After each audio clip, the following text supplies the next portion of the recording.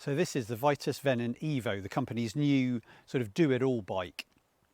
As it is at the moment, it's set up like a road bike. It's got 28mm tyres. It's quite a fast road bike, or can be. If you swap out the wheels, put on some 40mm or 45mm knobbly tyres, you can go gravel riding on it. It's got clearance for that. So it really is an all-round bike. I'm David and this is Forest Velo. So why did I buy it? Well, I was looking for a road bike, a fast road bike that I could use through the winter. I wanted larger tyres for more comfort, which this has got. It's still, you know, quite a fast road bike, but it's also got mudguard mounts, so I can put mudguards on it in the winter. And hopefully it's going to provide me with a nice, comfortable, fast ride. The geometry is a bit laid back, so it's got a wider, longer wheelbase, so it's a little bit more stable. It's not quite as twitchy or responsive maybe as a really out-and-out race bike, but I found it to be fine. I haven't had any problems going from like a fast race bike to this. It's still very responsive. So let's look more at the actual spec of the bike. So as you can see, it's got Michelin Power Cup tyres. These are 28mm. But on this wheel, they come out as 30 because the rims on these prime attacker wheels are quite wide. I think they're about 20 internal, maybe 21 internal, which means the tyres plump out nicely.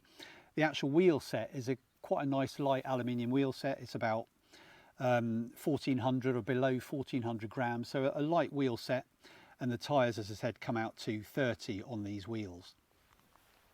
The bike has got a full Ultegra group set. I'm very familiar with Ultegra and the previous group set I've got on my other bike. This one is obviously the 12 speed, which is nice. It's got a compact group set, which is pretty good, especially for climbing. Round here in Wales, I've been doing some testing of the bike, and the group set being a 50-34, it's 11-34 on the back, so it's a 1-to-1 lowest gear, which is really good for getting up very steep climbs, which they've got here in Wales. The faster end, if you're on the 50-11, it's a good fast gear. You might find yourself spinning out over 30 miles an hour. I'm hoping it'll still be good for fast chain gangs and pace lines. So pretty much all round the gearing seems to be excellent. As you can see, it's got aero handlebars. These are the Primavera aero bars, which are very similar to the specialised Aerofly bars, which I've got on my other bike. So as you can see, it's very aero, no cable showing at all. The only thing I've noticed really with these bars is they're narrower at the tops, which to me isn't a bad thing because it's easier to ride on the tops than it maybe is with the Aerofly bars. They are a bit wider. And another thing is it's quite narrow on the drops, about the narrowest bar I've had on the drops, which again, is just, it takes a bit of getting used to. The other thing to look at is the saddle, which is again Prime's own saddle. It's a short nose, stubby sort of saddle, which again is quite similar to other saddles I've got on my other bikes. It has got quite a bit more padding on it though, and I found this pretty comfortable. Out of the saddles I've got, I certainly haven't been uncomfortable on this saddle, so I'm going to keep that certainly for the time being and see how it goes.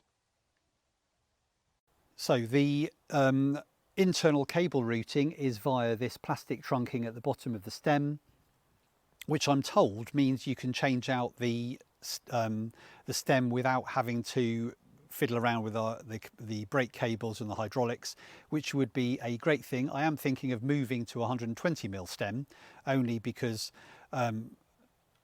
it's a little bit more, then it will be a little bit more set up like my other bikes. As at the moment, obviously being an endurance bike, it's a little bit more upright. So I might do that, especially if the cables aren't a problem in replacing the stem. This bike is a medium, and I chose a medium because I was advised by Wiggle that a 56 bike, which is what I normally ride, is closest to a medium.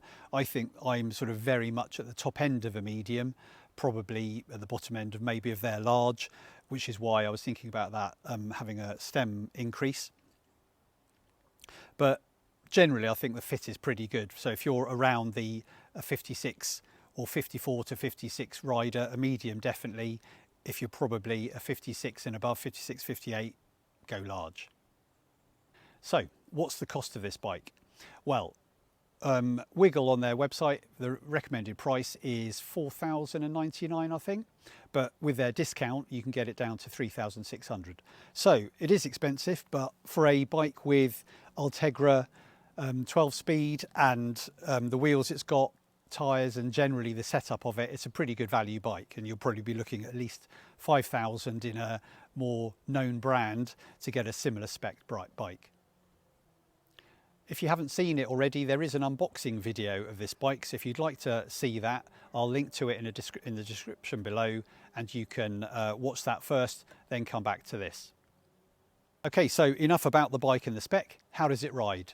Let's get some cycling kit on, go out and give it a go.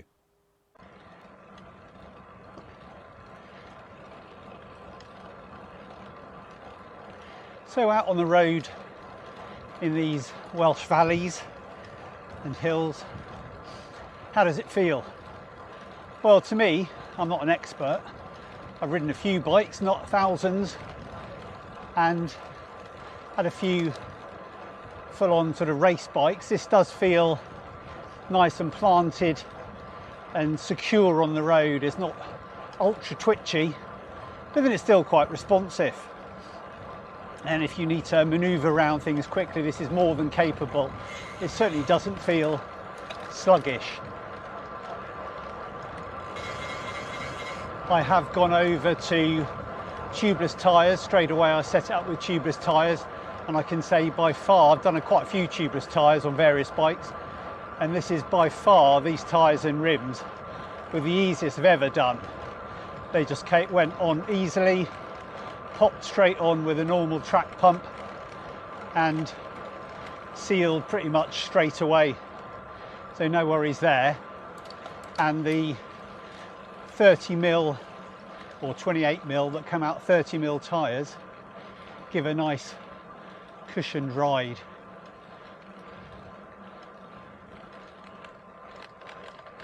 Although I have, as I said, thought about maybe going up to 30mm tyres, which might come out at 32 on these rims.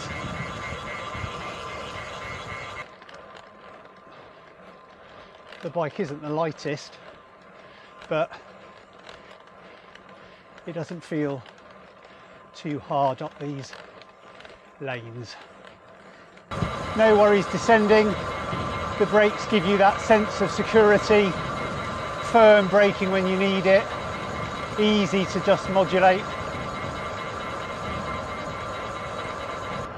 And on the climbs, you don't really notice the slightly increased weight over maybe a lighter road, race road bike. It climbs pretty well, and the gears really help with that. You'd have to be going up a really steep climb for a long time to need a lower gear than is on here, which already is a 1-to-1 when you're in the lowest gear.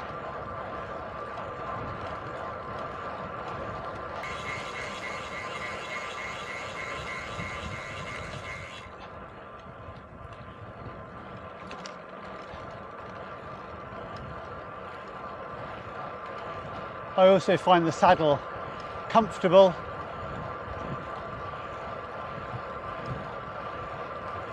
And again, that gives a good sense of strong position with your seat bones positioned well.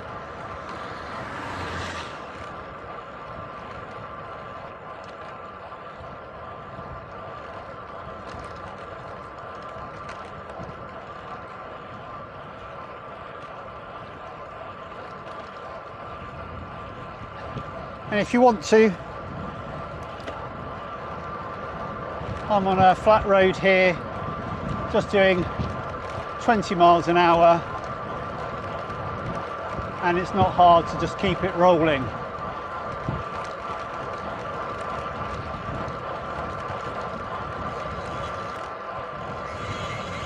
So it's got to be said, this bike is certainly, good value for money. It's not perfect. As I said, it came with the gears not set up correctly, had to tweak those.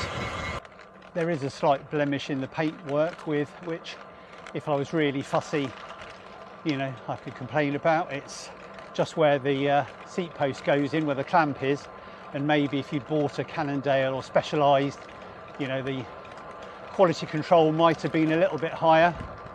But as I said, when you're saving probably £1,000 or £2,000 over a big brand bike for similar spec, I think it's pretty hard to beat. So do I like the bike? Would I recommend it? Yeah, I think I would. I certainly have enjoyed riding it so far. I'm going to enjoy riding it in the winter with mud guards on.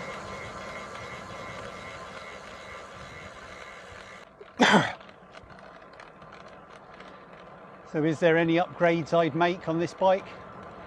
Not at the moment. I might, as I said, change the tyres, but that's not really a big upgrade. Certainly maybe change the tyres to something a little bit more all season. So I think these are pretty much sort of summer tyres. I did get a nick in it the first day out, which needed a sealant to seal it. So yeah, I'll probably do that. Maybe, obviously your saddle's very down to the individual, so maybe I'd change the saddle if I was being really fussy, or just it wasn't the saddle for me. But apart from that, I can't really think of anything I'd particularly want to change.